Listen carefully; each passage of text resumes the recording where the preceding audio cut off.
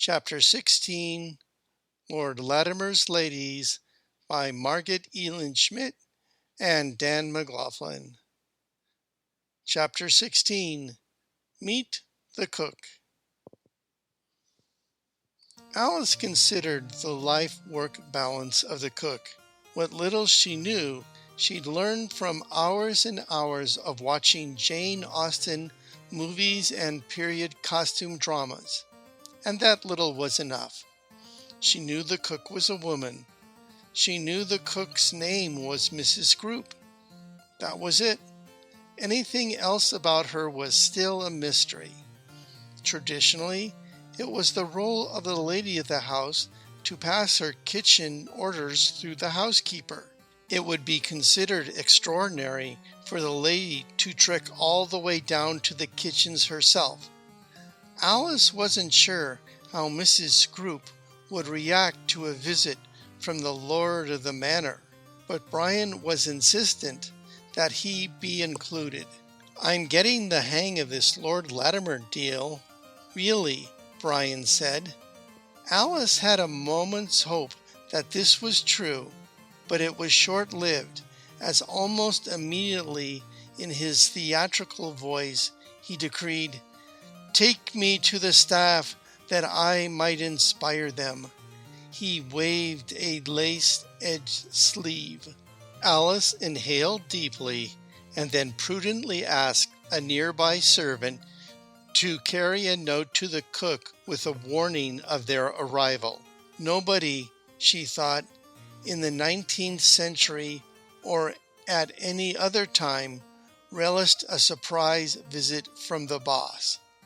And even though she rolled her eyes at Brian's attempted humor, she was just a little bit impressed at the way he had recovered from his crazy start just that morning.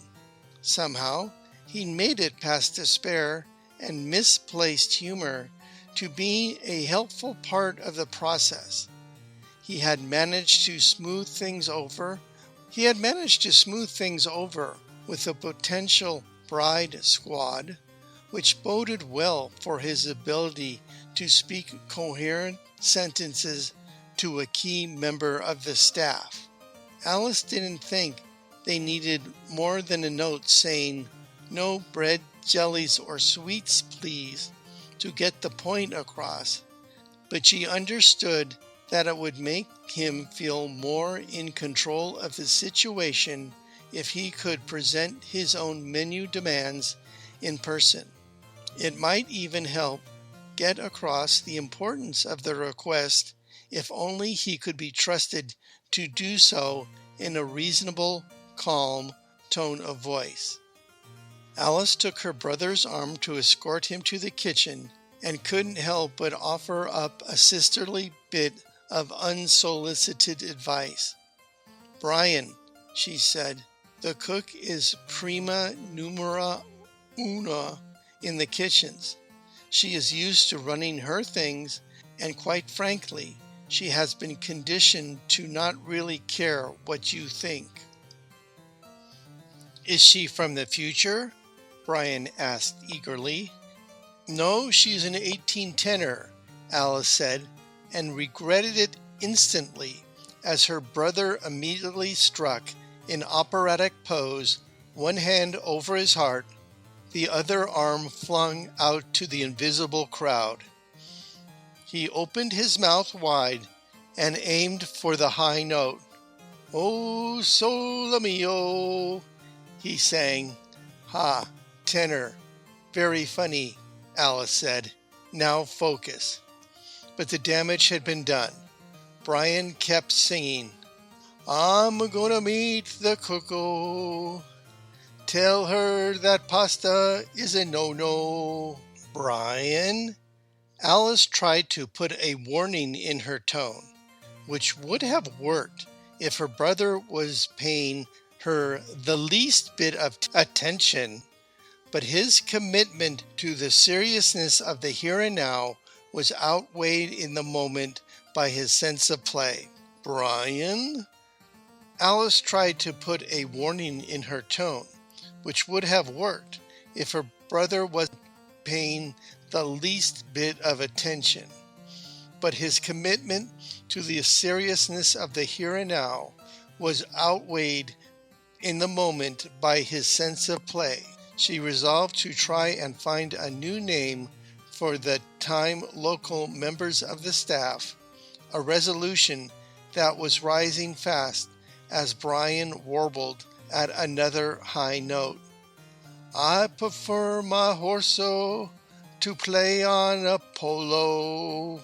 To burn off the excessive energy of Brian's Demon Theater, Alice led her brother along an unnecessarily circumlocucious path through the many rooms and corridors Carl the Castle provided. Brian had plenty of time to finish singing, a process helped by the fact that he couldn't find more than a dozen rhymes for solo and scorned to repeat himself. Soon enough, he switched tactics, happily practicing walking like a lord and greeting imaginary servants. Alice could tell that, at least in Brian's mind, they were quite thrilled. It kept him distracted, and she almost envied him. Her own mind was overly focused on the way the castle's less used rooms had such a spooky feel to them. They passed sets of armor that squeaked anciently as they passed, and Alice wondered if the hunting trophies were haunted too. She didn't stop to name any of them, but they did seem to watch their passing in a worried sort of way. There, Carl," Alice said in a low voice. "That's a good castle." Even she couldn't have said who exactly she was trying to reassure. When she judged Brian and his demon to be fit for company, Alice led her brother to the green door unobtrusively hidden at the end of the hallway, and they passed from the carpeted opulence of the upstairs down to the area frequented by the majority of the population at the castle.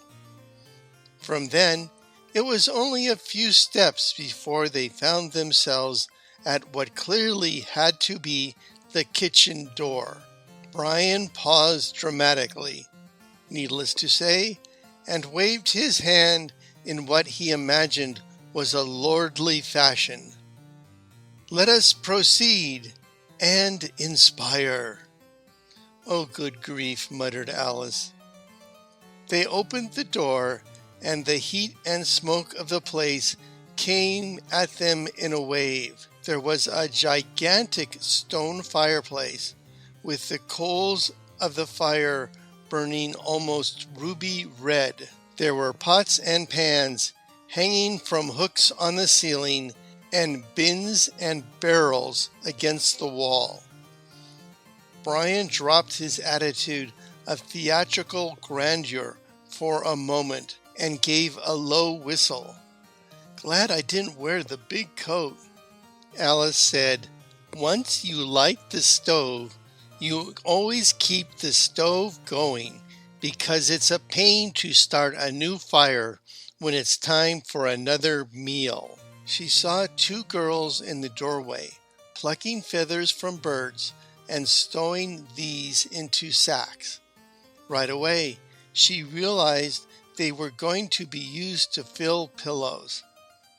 A boy stood peeling potatoes over a bucket, and another boy was removing the scales from a fish. Beyond them, a woman was kneading bread dough on a floured table. Noise was everywhere, busy, purposeful, but definitely not quiet. Noise and heat and smells. In addition to the smell of smoke from the cook fire, the air reeked of animal fat too, and Alice realized the smell came from the dozens of candles that helped keep the room bright. That must be tallow, she thought, which was a word she had read but never smelled before.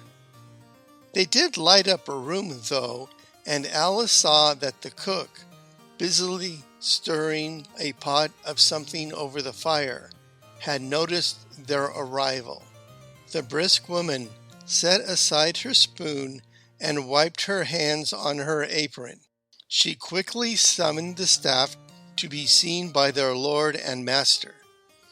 As had been clearly rehearsed, the kitchen workers, men and women both, curtsied or bowed and chorused dutifully, "Good afternoon, Lord Latimer." "Hello, everyone. Thank you so much for allowing me to visit.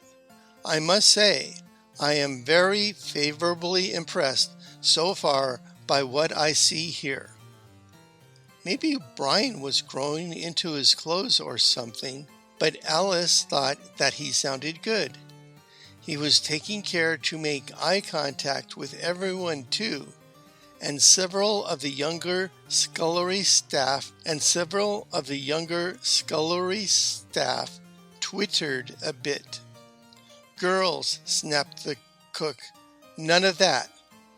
The workers stiffened. Despite the harshness of the words, Alice thought she could detect a slight relaxation of the tension in the cook's shoulders. "Brian, this is Mrs. Group, and this is the kitchen." Alice supplied the introduction as the cook curtsied again, as if she had plenty of experience being presented to nobility.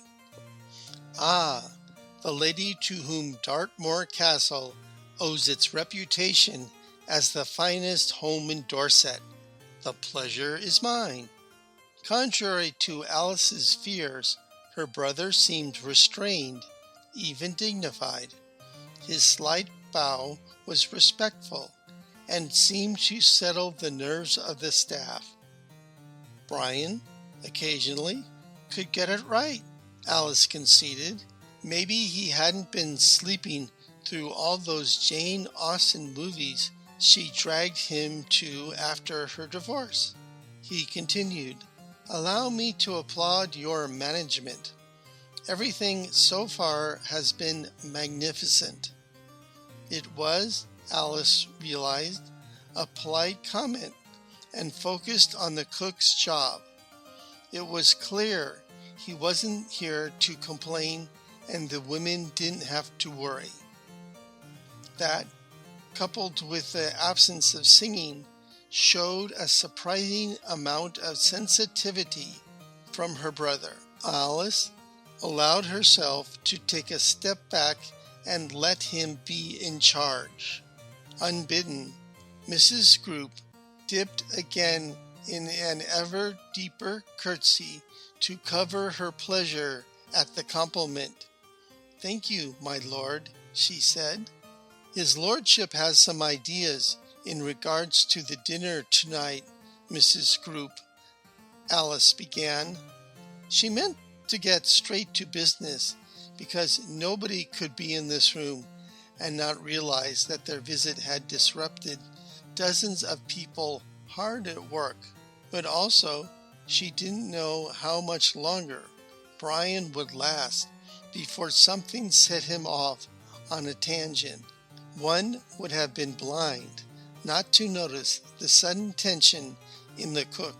"Ideas?" she said, her face going carefully blank. "Oh, Alice," said Brian smoothly, "there will be time for that. Perhaps after Mrs. Group tells me a thing or two about how she got to be such a good cook and mistress of this kitchen." Who knew Brian could actually be subtle? Certainly not Alice, who still had the echoes of the operatic pseudo-tenor ringing in her ears. But it was true that people did like to talk about themselves, and as Mrs. Group soon made abundantly clear, it was extremely rare for a woman to be in charge of the kitchen for an establishment as large as Castle Dartmoor. Even in the face of their arrival, and what was probably going to be a complete revision of a menu she'd already spent the whole day preparing, she was only too pleased to tell charming Lord Latimer the story of how she began her career as a scullery maid in the castle, but had made such an impression upon the dowager and the housekeeper. Mrs. Upsley, that was in those days, the cook continued, not your Mrs. Downs. But it soon was revealed that Mrs. Upsley and the infamous dowager had put together enough money to send Mrs. Scroop to a fancy cooking school in Paris. I didn't speak a word of French, but an egg's an egg, she said, when all's said, and I learned plenty just by watching. When I came home, they had a Frenchman installed here as the head chef, and I became his assistant. When he left, there wasn't anything left for him to teach me, so he recommended the dowager keep me on, and so you find me. Fascinating, said Brian, for at least the 22nd time as the cook finally wound down. I think you are just the person we need to solve a little problem I have, Mrs. Scroop. Of course, your lordship, Mrs. Scroop said, and sent her staff scattering back to their task. Get thee gone. His lordship and I have important things to discuss. Thank you, Brian said, in a way that Alice suspected he had practiced, so that it would make each member of the staff think he had thanked them personally.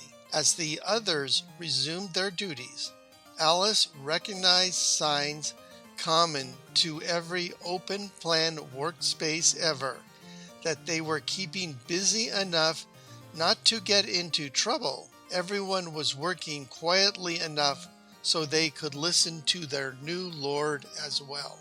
The thing is, Brian said, I am a diabetic, and certain foods are simply bad for me, and the humors of certain foods stay in my body, and they are not able to be expelled.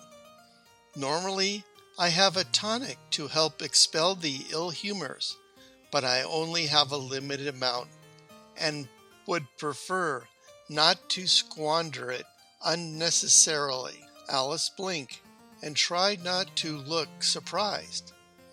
Clearly, while he had been in the throes of demon theater, Brian had also spent some time thinking about how to translate his disease into terms that could resonate. Fortunately, the cook wasn't as interested in treating Brian as she was making sure he couldn't overmuch complain of being poisoned.